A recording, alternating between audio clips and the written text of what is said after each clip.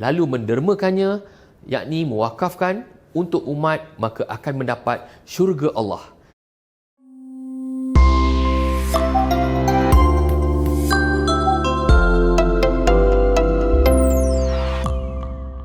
Assalamualaikum dan salam sejahtera. Mudah-mudahan anda semua dalam keadaan sihat hendaknya. Selamat datang ke siri ilmu pelaburan Patuh Syariah episod pertama, siri video yang dibawakan oleh Bursa Malaysia dan V College sebagai content partner. Saya Helmi dan saya akan berkongsi dengan anda semua mengenai topik prinsip dan disiplin pelaburan saham. Bercerita mengenai saham, mesti ada pelbagai tanggapan negatif di luar sana. Selalunya dikaitkan dengan risiko tinggi, selalu rugi, susah nak faham, tak tahu macam mana nak mula dan sebagainya. Jangan risau, jom kita fahamkan dan tonton apa yang dimaksudkan dengan pemilikan saham. Perkataan saham ni berasal daripada perkataan Arab yang bermaksud pemilikan dalam sesuatu perniagaan. Jadi bila kita melabur ke dalam saham sesuatu syarikat itu, ia bermaksud kita telah memiliki sebahagian pemilikan dalam perniagaan syarikat tersebut. Ini termasuk juga hak dalam memiliki aset syarikat.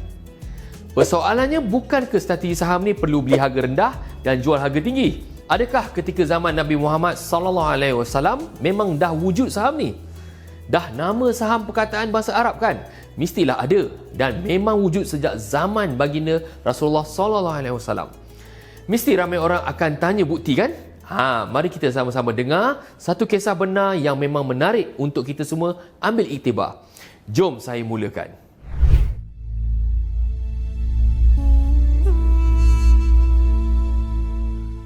Kisah ini merupakan kisah mengenai khalifah yang ketiga dan juga sahabat kepada Rasulullah SAW, iaitu Saidina Osman bin Affan yang terkenal dengan kekayaannya serta aset-aset yang telah diwakafkan beliau yang masih wujud lagi dan diuruskan dengan baik sampai sekarang. Ia mengenai bagaimana Saidina Osman membeli telaga Ar-Rumah. Ya, rumah tu memang nama dia, daripada seorang Yahudi. Kisahnya bermula daripada zaman Rasulullah SAW. Kota Madinah pernah mengalami zaman kemarau dan punya dahsyatnya kemarau ni menyebabkan nak dapat bekalan air bersih pun memang susah. Jadi dalam banyak-banyak telaga kan, ada satu telaga di Madinah ni memang istimewa, iaitu telaga Rumah yang berdekatan dengan Masjid Qiblatain. Yang menariknya, telaga Rumah ni adalah satu-satunya telaga air yang tak pernah kering walaupun sering berlaku kemarau. Telaga Rumah ni dimiliki oleh seorang Yahudi yang mempunyai sifat tamak. Apa yang tamak sangat dengan orang Yahudi ni? Orang Yahudi ni suka menjual air tersebut dengan harga yang melampaui batas. Dengan kata lain, amat mahal sehingga menyebabkan nak tak nak, penduduk di Madinah termasuk orang Islam terpaksa juga beli air itu. Mendengar keadaan tersebut, Rasulullah SAW pun bersabda, "Wahai sahabatku, sesiapa saja di antara kamu yang menyumbangkan hartanya untuk dapat membebaskan telaga itu, lalu mendermakannya, yakni mewakafkan untuk umat, maka akan mendapat syurga Allah." Hadis riwayat Muslim. Jadi Saidina Osman bin Affan yang mempunyai harta yang banyak menyahut seruan baginda SAW tersebut. Beliau jumpa orang Yahudi itu dan membuat tawaran untuk membeli telaga Rumah dengan harga yang amat tinggi. Tetapi orang Yahudi tersebut langsung tidak mahu menjual telaga kerana khawatir keuntungannya terjejas. Di sini terselahnya kebijaksanaan Saidina Osman dalam membuat perbincangan dan membuat tawaran tinggi untuk pemilikan hanya sebanyak 50% saja. Dan baki 50% masih kekal hak milik orang Yahudi itu. Maka orang Yahudi yang tamak tadi tu pun bersetuju setelah mendengar tawaran yang tinggi yang hanya untuk 50% pemilikan. Dia tahu yang Saidina Osman juga adalah seorang usahawan. Jadi baginya mungkin Saidina Osman ingin berniaga air tersebut sepertinya. Jadi dalam tawaran tersebut, mereka pun bersetuju di mana hak penggunaan telaga Rumah dilakukan dengan sistem giliran. Maknanya ada hari giliran Saidina Osman dan ada hari yang lain di mana telaga itu giliran orang Yahudi tersebut. Apa yang Saidina Osman lakukan apabila tiba gilirannya? Umat Islam ketika itu boleh ambil air tersebut secara percuma dan menyuruh orang-orang Islam simpan bekalan yang mencukupi. Apa yang terjadi apabila tiba giliran orang Yahudi pula? Umat Islam tidak lagi membeli air telaga dengan orang Yahudi tersebut kerana telah mempunyai simpanan bekalan air yang cukup.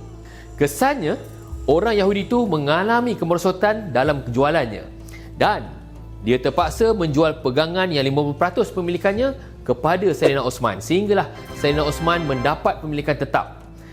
Jadi akhirnya punca air telaga tersebut Saidina Osman wakafkan kepada penduduk-penduduk di situ.